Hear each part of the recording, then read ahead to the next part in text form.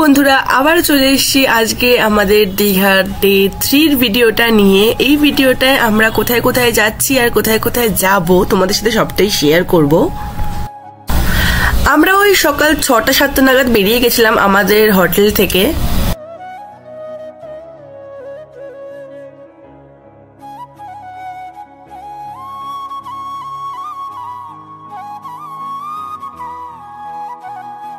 আমাদের day 3 first destination হচ্ছে দীঘা মোহনা। আমরা এখন দীঘা মোহনার দিকেই যাচ্ছি। তোমরা জাস্ট একবার ভিউগুলো দেখো, রাস্তাটা কতটা ফাঁকা আর মাথার উপরেই একদম সূর্য দেখা দিচ্ছে। আমরা একদম ভোর ভোর বেরিয়ে পড়েছিলাম, যদিও বা সানরাইজের আগে পৌঁছাতে পারিনি। তো এই সুন্দর রাস্তা দিয়ে আমরা এগিয়ে যাচ্ছি হচ্ছে দীঘা মোহনার দিকে। কিছুটা এগিয়ে গিয়ে আমার বাঁ হাতে পড়বে হচ্ছে দীঘার জগন্নাথ দেবের মন্দির। এবার আমরা যখন গেছিলাম তখনও মন্দিরটা আন্ডার কনস্ট্রাকশন ছিল, তাই এখনো উদ্বোধন হয়নি, তাই আমরা ভেতর থেকে দেখতে পাইনি।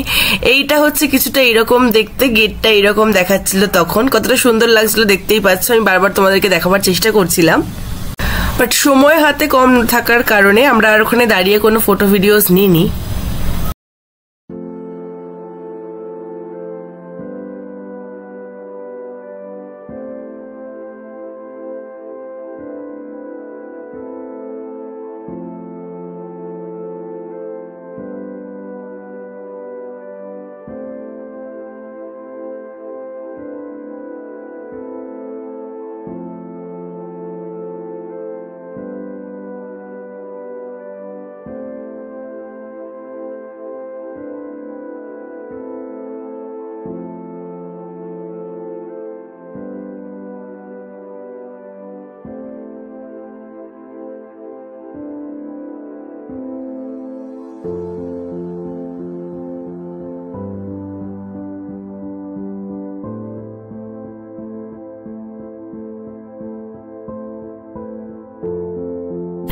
মোহনার দিকে যেতে যেতে আমি তোমাদের সাথে আজকের আইটিনারিটা শেয়ার করে দিচ্ছি।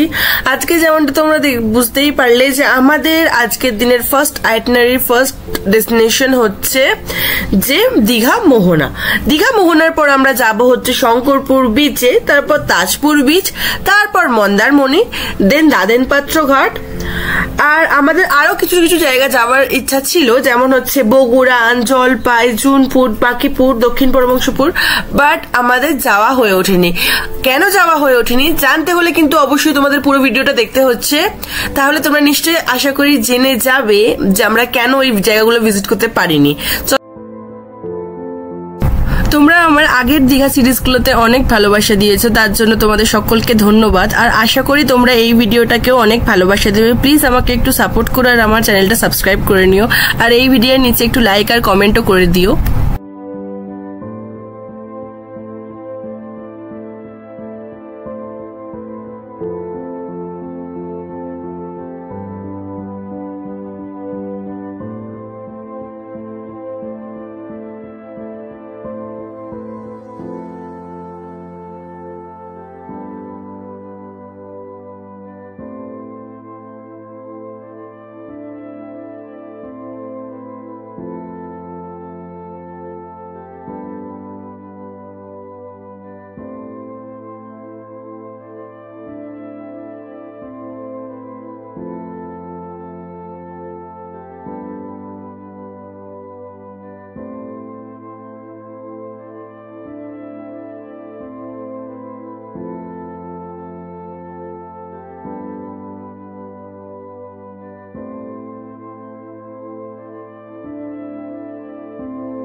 এবার আমরা দীঘা মোহনার দিকে ঢুকে গেছি। সামনেই দেখতে পাচ্ছ কি সুন্দর গাছগুলো লাগছে, আর হচ্ছিল তখন সানরাইজ, যেমনটা তোমরা দেখতেই পাচ্ছ স্ক্রিনে। কতটা সুন্দর লাগছিল দেখো একবার, বেশ মন মাতানো একটা ভিউ দেখতে পাচ্ছিলাম সামনে।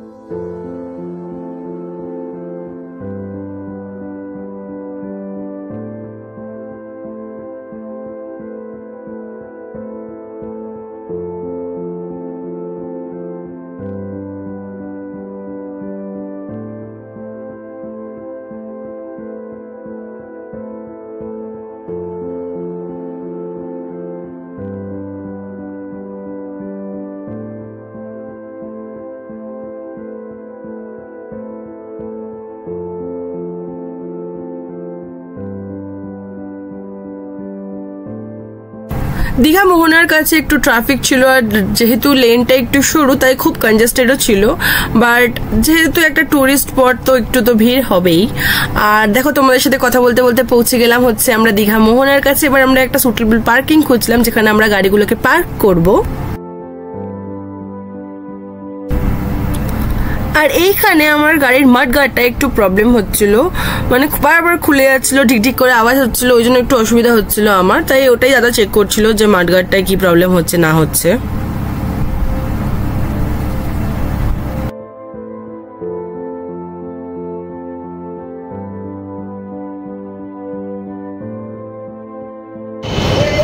ওয়েলকাম বন্ধুরা তোমাদের দীঘা মোহনায়। একবার জাস্ট ভিউটা দেখো কি সুন্দর লাগছিল। আমি ভীষণ এক্সাইটেড ছিলাম দীঘা মোহনায় আসার জন্য, মানে ভিউটা জাস্ট একেবারে ব্রেথ টেকিং ছিল।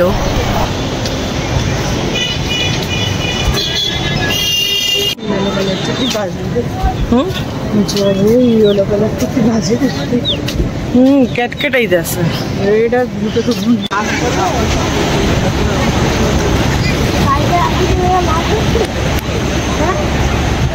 হ্যাঁ ভাই অনেক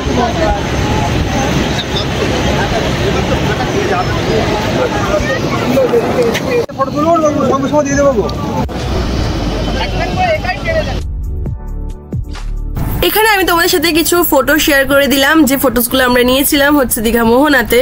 এখানে একটা হচ্ছে একদম শুটকি মাছের আড়ত, খুব বিচ্ছিরি মাছের গন্ধ বেরোয়। যদি তোমরা মানে মাছের গন্ধ টলারেট না করতে পারো, সকাল সকাল খালি পেটে একদম যাবে না, যে ভুলটা আমরা করেছিলাম একদমই যাবে না, গা বড্ড গোলায়।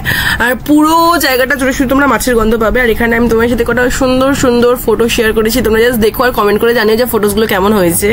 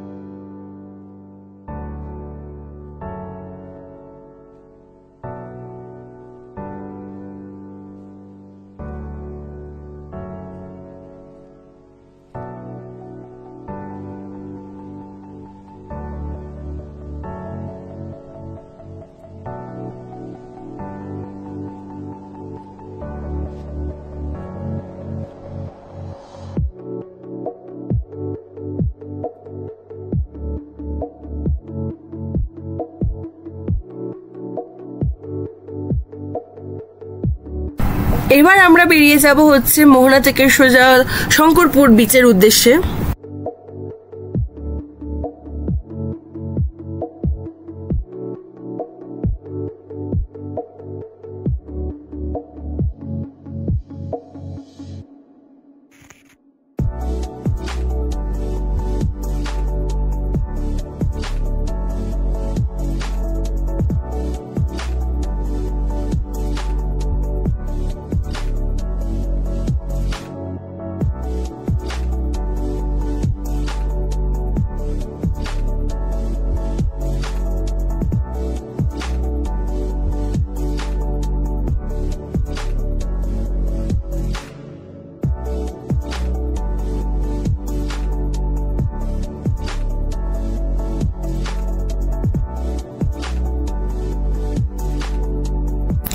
আমরা যখন শঙ্করপুর বিচের দিকে রওনা দিয়েছিলাম তখন তোমরা দেখতেই পাচ্ছ যে কতটা ট্রাফিক ছিল মোহনায়, মানে বিশাল ভিড় ছিল, খুব জ্যাম ছিল চারিদিকে, পার্সোনাল কার তারপর টোটো ফোটো সব ছড়াছড়ি ছিল। বেরোতে অনেকটা টাইম লেগে গেছে আমাদের এখান থেকে ওই জন্য। আর এখান থেকে বেরোবার আগে আমাদের একটা প্রবলেম হয়ে গেছিল, সেই প্রবলেমটা কি জানতে হলে পুরো ভিডিওটা কিন্তু তোমরা দেখো।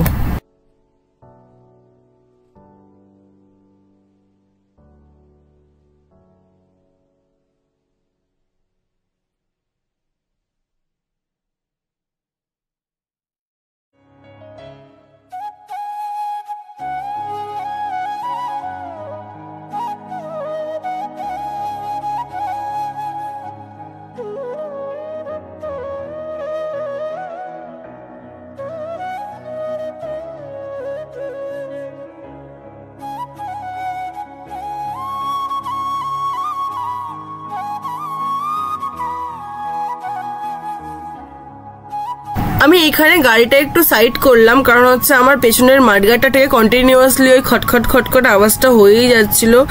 মানে খুবই অস্বস্তি লাগছিল আমার তখন, যেরকম একটা রাইডে বেরিয়েছি, এত দূর এখনো বাকি আছে, এতটা পথ, তার মধ্যে যদি গাড়ি থেকে খুটখাট খুটখাট শব্দ হয়, কারই বা ভালো লাগে বলো।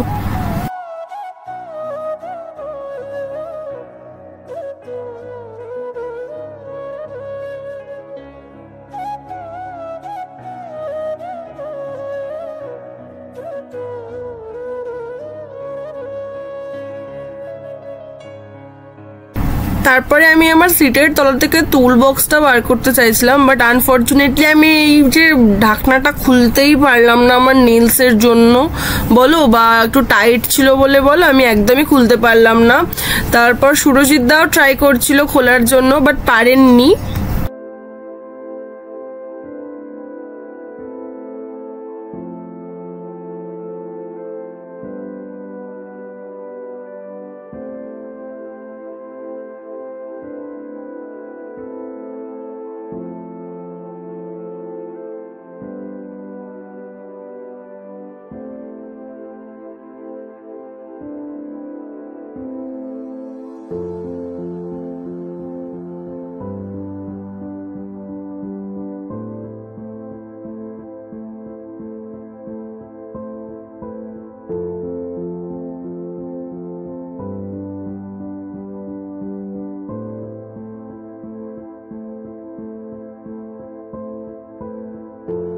তারপর দাদা নিজের বাইকের যে টুল কিটটা ছিল ওইখান থেকে টুল কিট বার করে আমার বাইকের ওটা টাইট করার চেষ্টা করলো, বাট আনফর্চুনেটলি কোনো সেম সাইজের রেঞ্জ ছিল না দাদার কাছে, তাই টাইট করতে পারেনি।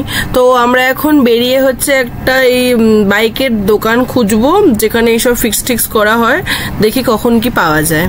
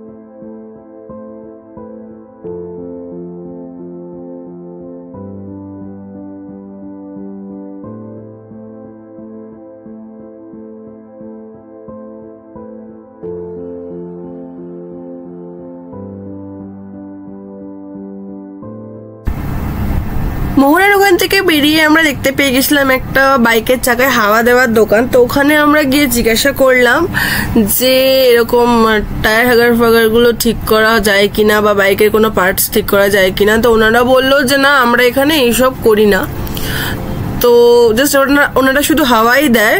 তো আমরা ওখান থেকে গাড়িটা ঘুরিয়ে নিয়ে বেরিয়ে গেলাম। সেই যখন কোনো কিছু পাওয়া যাচ্ছে না, বেকার ওখানে টাইম ওয়েস্ট করে লাভ নেই।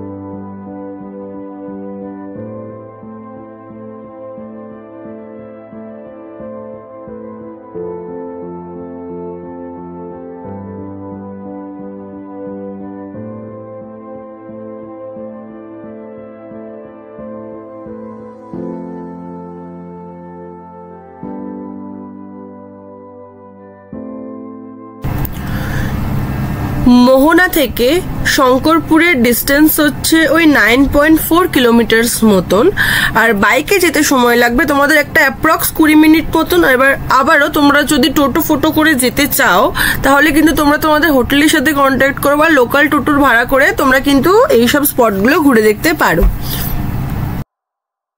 এটা চলে গেছে হচ্ছে দীঘা গেটের দিকে, ওইখানটা দেখাচ্ছিলাম তোমাদের, ওটা চলে গেছে সোজা দীঘা গেটের দিকে। আর আমরা যাচ্ছি সৈকত সুন্দরী মানে হচ্ছে মেরিন ড্রাইভের দিক দিয়ে। আমরা মেরিন ড্রাইভ ধরে সোজা চলে যাবো হচ্ছে এখন শঙ্করপুরের উদ্দেশ্যে।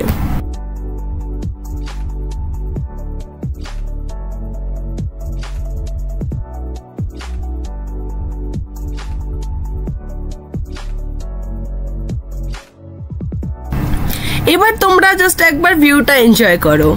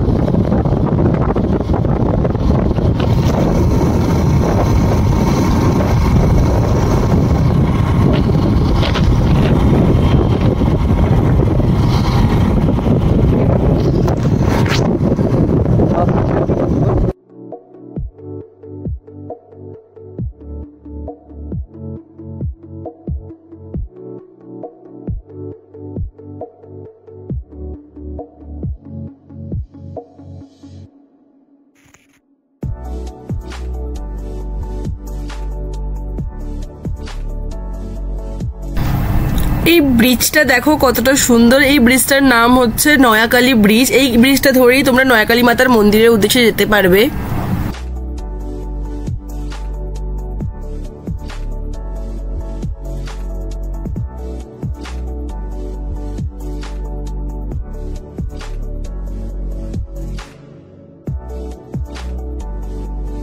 ভিউটা জাস্ট দেখো কতটা সুন্দর লাগছে, একবার জাস্ট বলো তোমরা কমেন্ট করে। জাস্ট অপূর্ব অপূর্ব ভিউটা।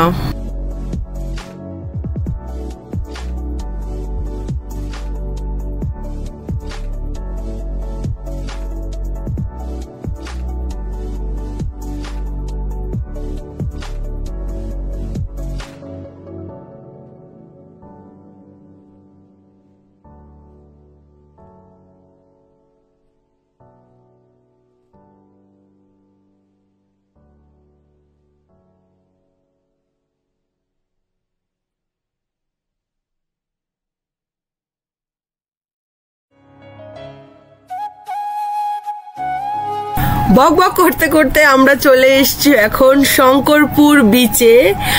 আর শঙ্করপুর বিচে হচ্ছে পার্কিং ফি দিতে হয়।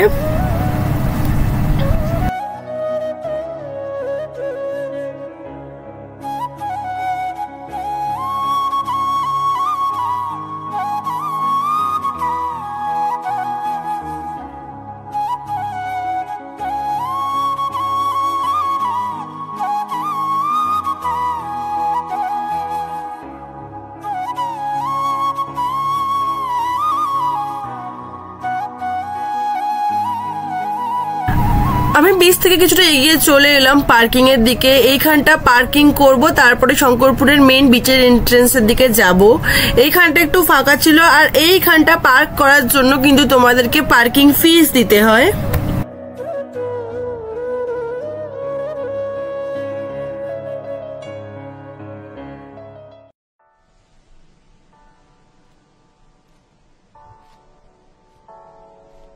বাইকটা এবার আমরা পার্কিং এ পার্ক করে দিয়ে হেঁটে যাচ্ছি হচ্ছে শঙ্করপুর বিচের মেন এন্ট্রেন্সের দিকে। আমরা এই জাস্ট এক্ষুনি শঙ্করপুরে ঢুকলাম, আর তোমরা ভিউটা দেখতেই পাচ্ছ কি সুন্দর লাগছে, মানে লিটারেলি খুব ভাল লাগছে। এখানে ঢেউটা অনেক বেশি, আর কেউ বলবে না যে এখন 8:05 বাজে। সূর্যি মামা একদম মাথার উপরে, আর সেই ঢেউ আসছে, খুব সুন্দর লাগছে, এই দিকটা যেন আরো সুন্দর লাগছে, ওই জন্য আমি ওইখান থেকে হাঁটতে হাঁটতে এই দিকে এলাম।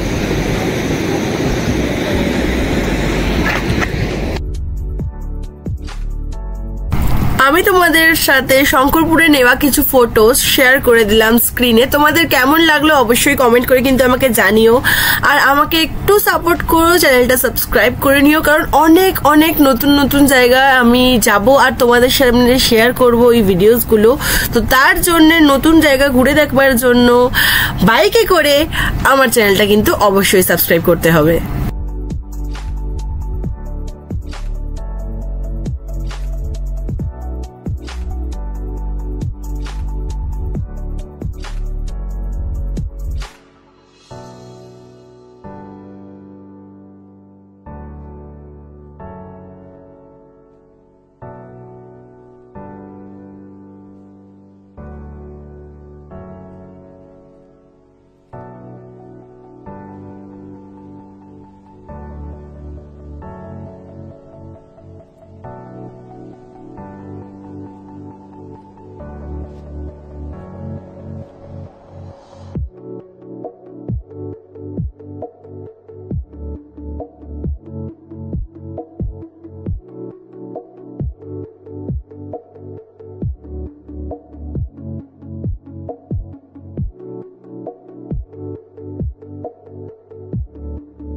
শঙ্করপুর থেকে বেরিয়ে আমরা চলে যাচ্ছি হচ্ছে এখন তাজপুর বিচের উদ্দেশ্যে। রোদ তখন মাথার ওপরে, একদম খুব রোদ বলতে পারো, খুব গরম হচ্ছিল, তবে এক্সাইটমেন্টও প্রচুর ছিল যে আমরা নতুন জায়গা ঘুরে দেখবো। এবার আমরা উঠছি হচ্ছে মেরিন ড্রাইভ রোডে। আর এই দেখো, তোমরা দেখতেই পাচ্ছ সামনেই সমুদ্র। আমি কতটা এক্সাইটেড ছিলাম আমি তোমাদেরকে এখন বলে বোঝাতে পারবো না। আমি লাইফে কোনোদিন এরকম সমুদ্রের পাশ দিয়ে বাইক চালিয়ে যাইনি, আমার এই ফার্স্ট টাইম মেরিন ড্রাইভের এক্সপিরিয়েন্স হলো। আমার তো দারুণ লেগেছে এই এক্সপিরিয়েন্সটা, আশা করি তোমাদেরও ভালো লাগছে। দেখে ক্যামেরা কতটা জাস্টিস করতে পেরেছে আমি বলতে পারবো না, বাট তোমরা কিন্তু দেখো ভিডিওটা আর এনজয় করো।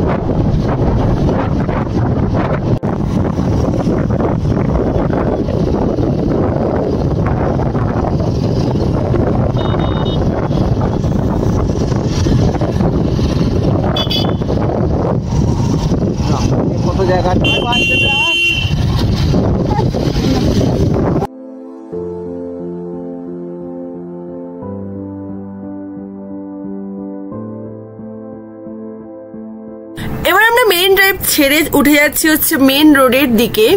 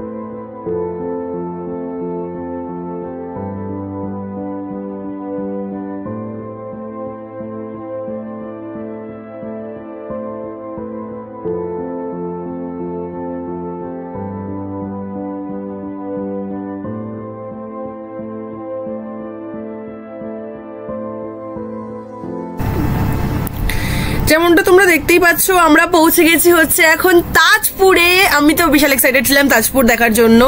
তো খুব রোদ ছিল, তো আমরা এখান থেকেই ব্রেকফাস্ট সেরে নিয়েছিলাম। এই যে সামনে এই যে গোল মতো বিল্ডিংটা তোমরা দেখতে পাচ্ছ কিনা জানি না, এই যে সামনে দেখাচ্ছি এই বিল্ডিংটা থেকে আমরা ব্রেকফাস্ট সেরে নিয়েছিলাম।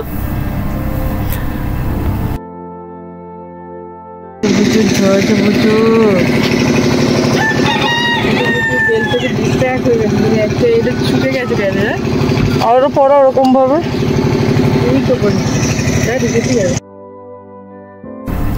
আবারও আমি এখানে তোমার সাথে কিছু ফটো শেয়ার করে দিচ্ছি, তোমরা দেখো আর জানিও কেমন লাগছে।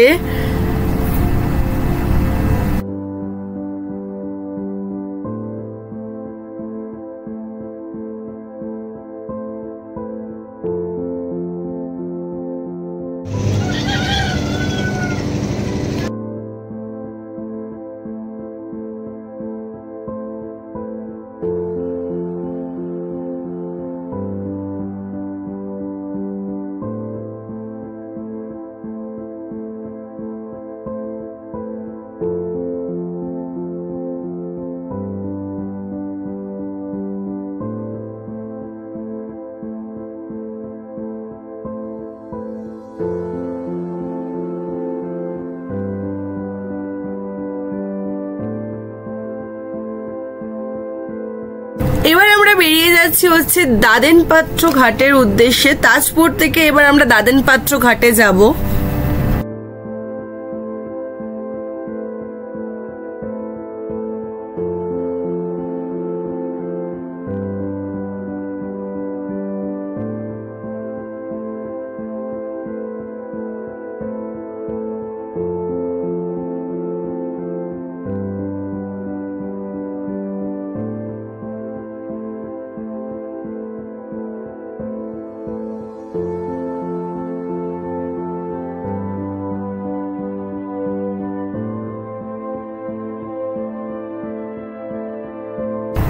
তোমরা জাস্ট একবার ভিউটা দেখো, আকাশটা পুরো নীল আর মেঘগুলো যেন পেঁজা তুলোর মতো লাগছে, আর দুপাশে হচ্ছে ঝাউ গাছ। কি সুন্দর দৃশ্য না? তোমরা তাই একটু ভিউটা এনজয় করো।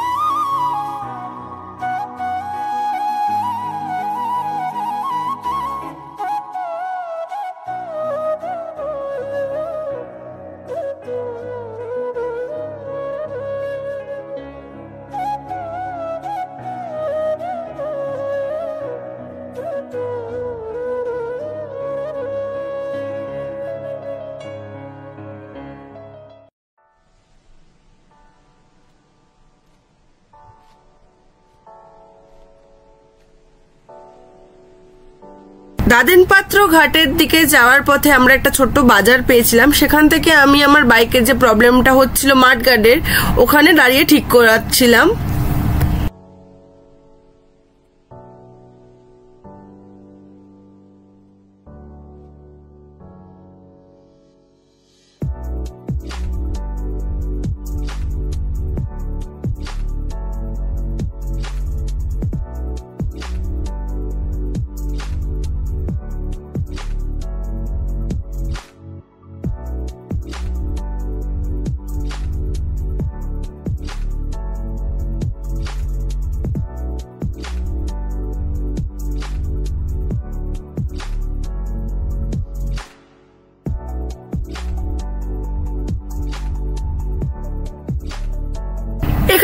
একটা ছোট্ট মাইনার ক্লিকবেটের জন্য থাম্বনেল শুট করে দিচ্ছিলাম, যেমনটা তোমরা দেখতেই পাচ্ছ।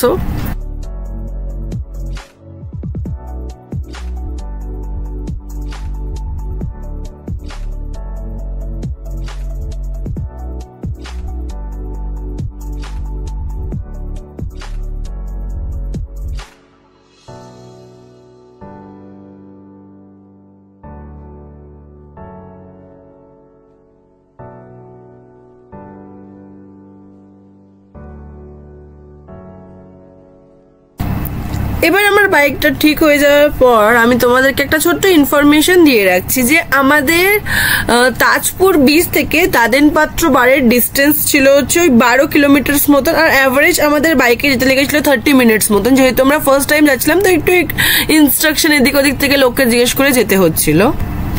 আর তোমরা যদি দাদেনপাত্র বারে যেতে চাও তোমরা কিন্তু অবশ্যই গুগলে সার্চ করবে দাদেনপাত্র বার বিচ বলে, তো তোমরা ওখানের এক্সাক্ট লোকেশনটা পেয়ে যাবে। এই আমরা জাস্ট এলাম এই দাদেনপাত্র ঘাটে, সুন্দর বেশ নির্জন বিচটা।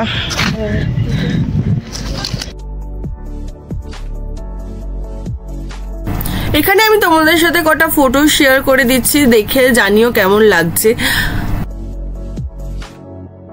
আর তোমাদের সকলের যদি আমার একটা কমপ্লিট আইটিনারি, যে আইটিনারিটা আমরা ফলো করেছি ওটা যদি তোমাদের দরকার লাগে তোমরা কিন্তু কমেন্ট বক্সে আইটিনারি অবশ্যই কমেন্ট করে দেবে, আমি তাহলে ডিসক্রিপশন বক্সে পুরো গুছিয়ে লিখে দেবো তোমাদের জন্য।